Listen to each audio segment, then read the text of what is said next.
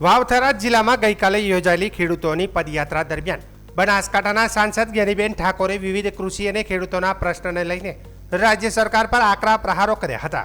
પદયાત્રામાં મોટી સંખ્યામાં ખેડૂતો અને સમાજના આગેવાનો હાજર રહ્યા હતા. સભાને સંબોધન કરતા જ્ઞાનીબેન ઠાકોરે જણાવ્યું હતું કે ખેડૂતોને તેમના હક અને અધિકારો માટે એકજૂટ થવાની જરૂર છે.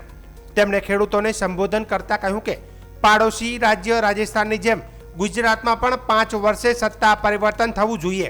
તેમણે કહ્યું કે રાજસ્થાનમાં 5 વર્ષે સરકાર બદલાય છે તો હિન્દુત્વ મટી જતું નથી, પરંતુ લોકશાહીમાં સત્તા પરિવર્તનથી જવાબદારી અને જવાબદેહી વધે છે.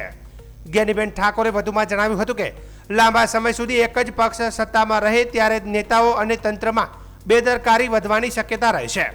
તેમના નિવેદનને લઈને રાજકીય વર્તુળોમાં ચર્ચા શરૂ થઈ છે. પદયાત્રા દરમિયાન સમાજના આગેવાન ઠાકરસિંહભાઈ રબારીએ પણ ઓબીસી સમાજના મુદ્દાઓને જોરશોરથી ઉઠાવ્યા હતા. તેમણે આક્ષેપ કર્યો હતો કે ઓબીસી સમાજ સાથે અન્યાય થઈ રહ્યો છે અને ખાસ કરીને સ્પર્ધાત્મક પરીક્ષામાં સફળતા મેળવનારા ઓબીસી વિદ્યાર્થીઓને યોગ્ય ન્યાય મળતો નથી. ઠાકરસિંહ રબારીએ ઓબીસી સમાજના અધિકારો અને અનામત સંબંધિત મુદ્દાઓ પર ચિંતા વ્યક્ત કરી હતી.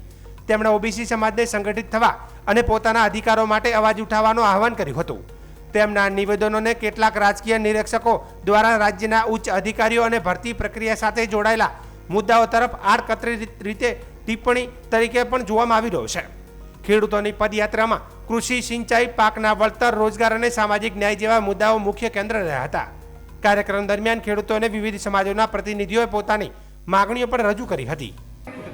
તો હવે એકાદ વખત ઓલો રોટલો હોય ને, રોટલો એને તમારે આમ એને તમે બે બાજુ ના શેડવો ને એકને એક બાજુ રાખો તો રોટલો દાજી જાય કે ના દાજી જાય. આ રાજસ્થાનમાં 5 વાર ભાજપ આવે ને 5 વાર કોંગ્રેસ આવે તો એમાં તો કોઈ હિન્દુત્વ મટી ના ગયા. આ બાજુમાં જ છે ને, તો બધાય 5 વર્ષથી બદલાય તો જે પક્ષોના આગેવાનો હોય, ધારાસભ્યો હોય, મંત્રીઓ હોય, સંસદ સભ્યો હોય, એ બધાય કાબુમાં હસમુખ પટેલ 40 માંથી 30 માર્ક ની 20 મૂકે અને પાટીદાર ના હોય તો 40 મૂકે. એ બક્ષી પંચના તમામ ઉમેદવારોને નાપાસ કરી નાખે. અમારો મસાલીનો ચૌધરીનો દીકરો એ આખા ગુજરાતમાં ટોપ આવ્યો, પરંતુ જ્યારે મૌખિક આપવાનું થયું ત્યારે એના પર માર્ક એ હસમુખ પટેલે એ ચૌધરીના દીકરાના માર્કસ કાપી અને ફેલ કરી દીધો. આ સાલ ધોલેરાનો અમારા સમાજનો બાપલાનો દીકરો એ લેખિતમાં ટોપ હતો અને હસમુખભાઈએ એને મૌખિકમાં ફેલ કર્યો. ત્યારે આપ સૌને આ ધરતી ઉપરથી પેપરની કહું છું કે ઓબીસીમાં આવતી 146 જાતિઓ માટે આપણે સૌ બેઠા.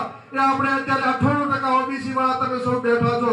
ત્યારે ઓબીસી માટે અવાજ ઉપાડી મોંઘીલાલ, અમરભાઈ, ગુલાબસિંહ બધાને કહું છું કે ઓબીસીના દીકરા દીકરીઓને લેખિત પરીક્ષામાં આ વિસ્તારના દીકરા દીકરીઓ પોલીસની ભરતીમાં દોડીને મેદાન પાસ કરતા એના દોડવાના ગુણ આવતા એ હસમુખભાઈએ કાઢી નાખ્યા. કેમ કે બનાસકાંઠા કચ્છ વિસ્તારના દીકરાઓ આપણા ખેડૂતના દીકરા છે.